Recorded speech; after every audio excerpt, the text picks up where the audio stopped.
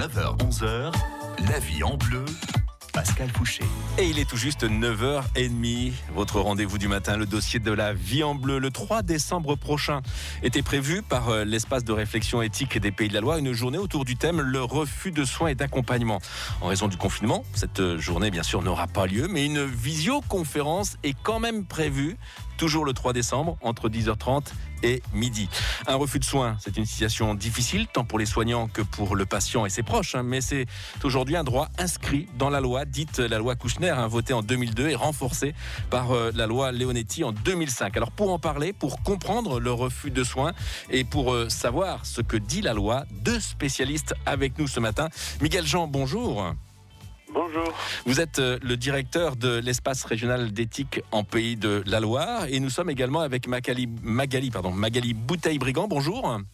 Bonjour. Vous êtes juriste et maître de conférences en droit privé à l'université du Mans. Alors Miguel Jean, c'est vous qui organisez cette visioconférence sur ce thème, refus de soins et d'accompagnement. En quoi ce sujet interpelle l'espace régional d'éthique des Pays de la Loire ?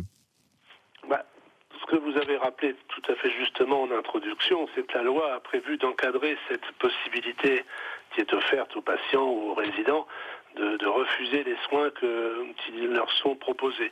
Pour autant, ça crée des situations extrêmement complexes qui mettent en difficulté à la fois les professionnels, mais surtout, je dirais, les patients, les résidents.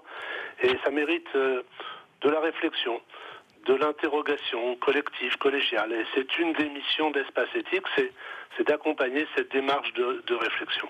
Ouais, et pour cela, il y a évidemment des politiques qui se sont penchés sur ce droit et des lois en sont sorties. Évidemment, Magali Bouteille-Brigand, vous allez tout nous dire précisément sur ce que disent ces lois. Et si vous, qui écoutez France Bleu Mayenne ce matin, vous souhaitez intervenir, vous nous appelez. Pour cela, un numéro de téléphone, le 02 43 67 11 11. Vous êtes les bienvenus. On se retrouve juste après avoir écouté Aloe Black, le dossier de la vie en bleu, tous les matins, entre 9h30 et 10h, avec des spécialistes qui échangent avec vous. Profitez-en. Aloe Black sur France Bleu Mayenne. 02 43 67 11 11. Voyez la vie en bleu. Le refus de soins et d'accompagnement, c'est le thème de notre dossier dans la vie en bleu ce matin sur France Bleu Mayenne avec Miguel Jean, le directeur de l'espace régional d'éthique en Pays de la Loire, et Magali Bouteille-Brigand, qui est juriste et maître de conférences en droit privé à l'université du Mans. Alors, Miguel Jean, dans une société comme la nôtre, dans un pays comme la France, où la santé est importante, et de nombreux professionnels, des chercheurs se mobilisent tous les jours pour permettre à chaque citoyen d'être en bonne santé, et nous le constatons d'ailleurs aujourd'hui avec la Covid. Il peut quand même paraître surprenant de parler de refus de soins, d'accompagnement, un refus qui soulève de nombreuses questions. Alors pourquoi certaines personnes en arrivent à cette position, Miguel Jean ? Alors, quand on parle de refus de soins, il faudrait peut-être aller un peu plus loin dans le sens qu'on va donner à ce mot. Ça peut être aussi bien un refus de traitement vital, un refus de chimiothérapie, par exemple, devant un cancer, mais aussi ça peut être un refus de toilette, un refus d'alimentation, un refus d'entrer dans un établissement. C'est-à-dire, c'est la manifestation, avec des degrés divers que je viens d'évoquer, d'une personne qui veut faire entendre sa voix face à une médecine qu'elle peut parfois juger peut-être un peu trop invasive dans sa vie. On a eu une période pas si ancienne où la médecine était dite paternaliste. C'est finalement le docteur qui disait au patient ce qu'il fallait qu'il fasse sans trop écouter sa parole. Aujourd'hui, on est dans une posture radicalement différente et tout le monde peut le mesurer, aussi bien dans le soin que dans l'accompagnement. On cherche à recueillir la parole de la personne qui est concernée, soit par un traitement, soit par l'entrée dans un établissement. Et c'est très important cette affaire-là. C'est très important d'entendre ce que les patients, les futurs résidents ont à dire. Donc c'est une évolution, mais je la trouve tout à fait positive. Et alors pourquoi certaines personnes en arrivent à cette position de refuser l'accompagnement dont vous parliez, que ce soit pour s'alimenter, mais également le refus de soins ?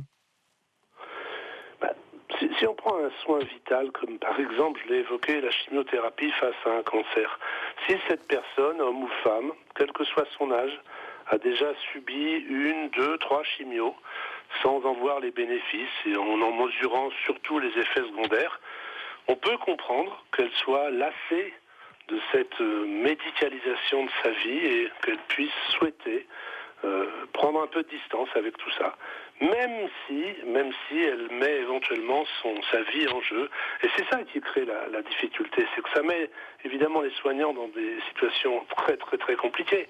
De voir des personnes qui refusent des traitements qui pourraient éventuellement les soigner. Magali Bouteille-Brigand, vous êtes donc juriste. Avant 2002, le patient ne pouvait pas refuser les soins? Allô? Déjà, oui. Oui, bonjour. on vous écoute, excusez-moi. Oui, alors, avant 2002, il y avait déjà le principe de dignité de la personne qui s'imposait en droit français. Et ce principe de dignité de la personne a deux corollaires qui sont le principe d'inviolabilité du corps humain et d'intégrité du corps humain, qui précise qu'on ne peut pas porter atteinte à l'intégrité du corps humain sans nécessité médicale et sans le consentement de la personne. C'était déjà, ça préexistait déjà depuis la fin de la Deuxième Guerre mondiale, mais même dans la déontologie médicale. Par contre, ça a été réaffirmé de manière beaucoup plus nette par la loi du 4 mars 2002, qui a associé le patient à la décision et en invoquant le principe de codécision, c'est-à-dire que le médecin doit associer le patient à toutes les décisions concernant son état de santé. Donc, ça existait déjà, mais c'était peut-être pas dit assez clairement. Et là, le 4 mars 2002, on l'affirme beaucoup plus nettement. Et ça s'impose beaucoup plus facilement aux médecins. C'est-à-dire que c'est un refus de soins en connaissance de cause, alors? Voilà, mais alors justement, vous posez une bonne question, c'est-à-dire que pour pouvoir refuser des soins, j'ai envie de dire d'abord pour pouvoir consentir à un traitement et pour pouvoir refuser ce traitement, il faut en connaître les tenants et les aboutissants, en connaître surtout les risques, et donc ça s'accompagne nécessairement d'une obligation d'information à la charge du médecin qui doit informer le patient des risques, même les risques exceptionnels. Pour que le patient puisse prendre sa décision en connaissance de cause. Bien sûr.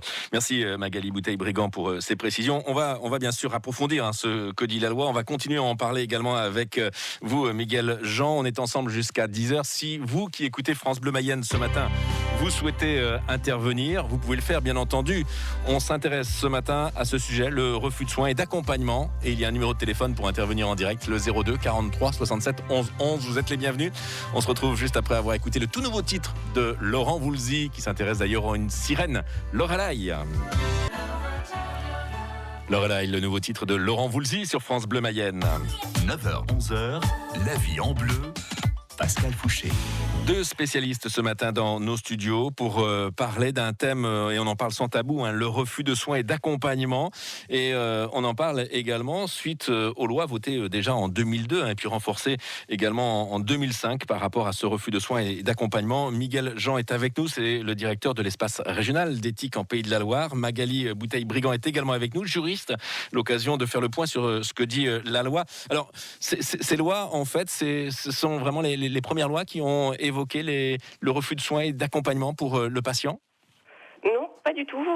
Comme je le disais tout à l'heure, l'exigence de consentement préexiste depuis très longtemps déjà dans la déontologie médicale, mais surtout après la Seconde Guerre mondiale, puisqu'il y a eu beaucoup d'exactions et d'expérimentations médicales qui ont été faites sans le consentement des personnes concernées. Donc ça préexiste depuis très longtemps, et surtout on a des principes qui s'imposent à nous, principe de dignité de la personne humaine, principe d'inviolabilité, d'intégrité de la personne, qui nécessitent le consentement de la personne pour toute atteinte à son intégrité. Et je précise que par contre le consentement de la personne n'est pas suffisant pour pouvoir légitimer une atteinte à l'intégrité de la personne. C'est-à-dire que la personne peut refuser, mais elle peut refuser une atteinte qui serait légitime, c'est-à-dire en cas de nécessité médicale, mais elle ne peut pas donner son consentement à une atteinte qui ne le serait pas. On a Nicole qui habite à Forcey qui voudrait intervenir. On va la faire intervenir dans quelques instants, mais j'ai quand même une dernière question à vous poser, Magali, c'est-à-dire que par rapport à ces lois de 2002-2005, est-ce que le rôle des soignants, des médecins est spécifié? Alors, on a un rôle générique, on va dire. Le rôle du médecin sera toujours de proposer des soins consciencieux, attentifs, conformes aux données acquises de la science, précisément aux données avérées de la science actuellement. Donc il va devoir proposer, il ne peut pas s'abstenir par contre par exemple de proposer un traitement qui serait utile aux malades. En revanche, deuxième étape, il doit recueillir le consentement du patient, ce qui implique une troisième étape, c'est de donner une information claire de façon à ce que le consentement soit éclairé. Donc il va devoir informer le patient sur les risques inhérents aux soins et sur les conséquences qu'aurait éventuellement un défaut de soins. Et enfin, dernier rôle du médecin, il doit s'assurer de la persistance d'un éventuel refus de soins. Refus de soins, une situation parfois difficile, je le disais, pour les soignants, les médecins, pour le patient, bien entendu, et aussi pour ses proches. On va accueillir Nicole, qui habite à Forcé, qui souhaiterait intervenir. Bonjour Nicole. Oui, bonjour. Bienvenue sur France Bleu Mayenne. Quel est votre témoignage peut-être, ou encore votre question ? Oui, donc moi, ma question que je me pose, c'est sur l'acharnement thérapeutique, à savoir si je venais un jour à être atteinte d'un cancer et voir en fin de vie, est-ce que je peux dès maintenant faire une attestation disant que je ne veux pas de cet acharnement thérapeutique, je veux qu'on me laisse partir sereinement et surtout laisser une bonne image à mes enfants et mes petits-enfants? Nicole, c'est une bonne question. Évidemment, je me tourne, façon de parler, dans le sens où nous sommes avec Miguel Jean par téléphone. Vous êtes le directeur de l'espace régional d'éthique en Pays de la Loire. Vous avez donc entendu la question de Nicole. Oui. Est-ce que Nicole doit formuler par écrit le fait de ne pas vouloir subir un acharnement thérapeutique ? Alors, avant d'être directeur de l'espace éthique, je suis praticien hospitalier au CHU de Nantes. Donc c'est une dimension médicale que je comprends. La loi de 2016, dite Claes-Leonetti, a repris les éléments de celle de 2005, mais Magali pourra nous en parler beaucoup mieux que je le ferai. Enfin, tout de même, dans cette loi, cette réponse-là qu'on va développer est prévue.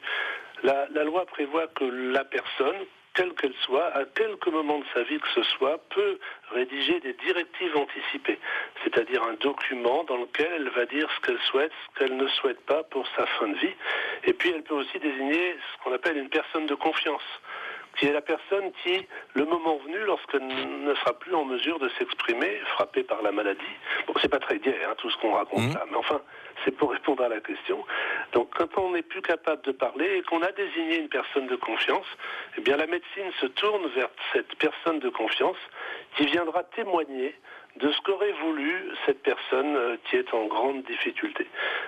C'est important cette disposition parce que ça permet de répondre à la question déjà de cette auditrice et puis ça donne la possibilité, la loi le permet, de parler de sa fin de vie. Magali Bouteille-Brigand, vous vouliez peut-être rajouter quelque chose justement par rapport à la question de Nicole ?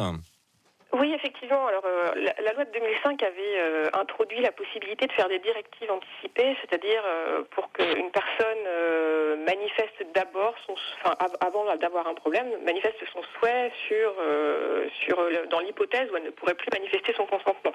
Alors, je précise qu'avant 2005, il y avait beaucoup de réticence à la consécration, si vous voulez, de directives anticipées parce que on avait peur justement de la validité d'une volonté qui serait exprimée quand on va bien, par rapport au moment où on peut être un peu fragilisé et où on peut vraiment se demander est-ce que ce que j'ai exprimé il y a 10 ans, est-ce que c'est encore valable maintenant que je suis en difficulté? On peut tout à fait changer d'avis. Alors ça a été consacré en 2005, mais en 2005...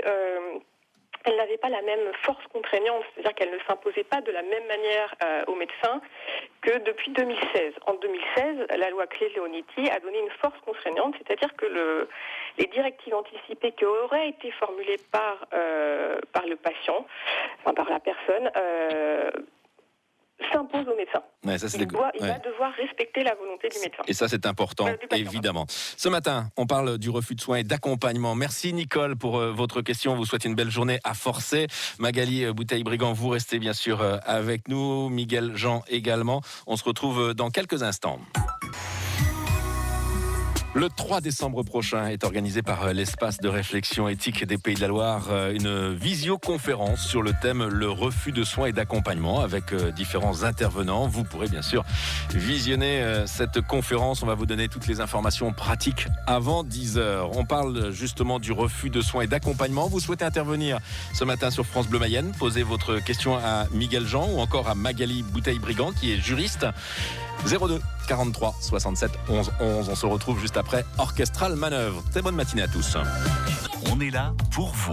La vie en bleu sur France Bleu Mayenne. Et Miguel Jean est avec nous, le directeur de l'espace régional d'éthique en Pays de la Loire. Vous travaillez également, et c'est important de le préciser, au CHRU donc de Nantes. Et puis Magali Bouteille-Brigand, juriste, maître de conférences en droit privé à l'université du Mans. Miguel Jean, je voulais aussi aborder cela. Vous l'avez abordé un petit peu tout à l'heure, le refus par exemple de s'alimenter, le refus de faire sa toilette, d'être accompagné. Et finalement, ça fait partie des situations que peuvent vivre certains soignants dans les EHPAD. Comment est-ce que l'on peut justement voir cette situation ? C'est très important parce qu'on a évoqué la loi de 2002 avec la notion de consentement libre et éclairé, c'est-à-dire l'acceptation par le patient de ce que lui propose le médecin. Mais il y a des situations beaucoup plus fréquentes dans les EHPAD notamment, où les soignants, que ce soit les infirmières ou les aides-soignantes, prennent en charge, accompagnent des personnes âgées qui parfois n'ont pas la capacité de s'exprimer, de parler, soit parce qu'elles ont des altérations liées à des AVC ou parce qu'elles ont des troubles cognitifs, maladie d'Alzheimer. En tout cas, elles ne peuvent pas bien s'exprimer, pas bien communiquer. Alors comment fait-on dans ces cas-là, quand on est résident, qu'on n'a pas la parole, qu'on est un peu concerné par des troubles ? Parfois, c'est un moyen, le refus, c'est un moyen de dire j'existe toujours, je suis toujours là, je suis toujours une personne, et c'est une façon de manifester son statut de sujet, par opposition au statut d'objet. Parfois on parle d'objet de soin. Non, ce sont des personnes, et parfois elles utilisent ce moyen pour dire moi je suis là, j'existe. Le refus de soins, donc un sujet qui fait aussi écho avec la situation que nous vivons tous en ce moment avec la Covid. Certains même refusent de se faire tester. J'ai une question à vous poser, Magali Bouteille-Brigand. Est-ce que le refus de soins dont on parle, c'est aussi le refus de se faire vacciner aujourd'hui? Par exemple, en France, 11 vaccins sont obligatoires pour les enfants. Que dit la loi vis-à-vis de ces refus, par exemple? Alors, pour répondre à votre première question, parce qu'il y a deux questions dans votre question. La première question, est-ce que c'est la même chose en fait, le refus de soins et le refus de vaccination?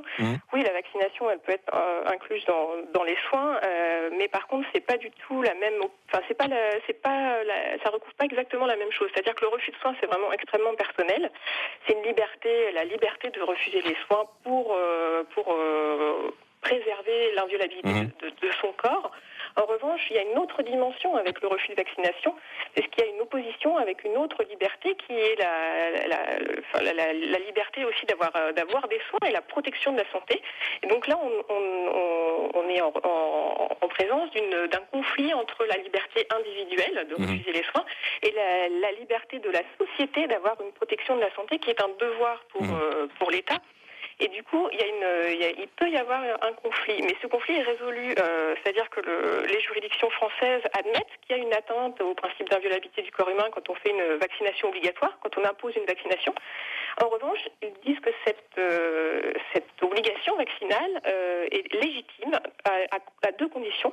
À condition qu'elle soit justifiée, justifiée par l'impératif de protection de la santé, et qu'elle soit proportionnée à cet impératif de protection de la santé.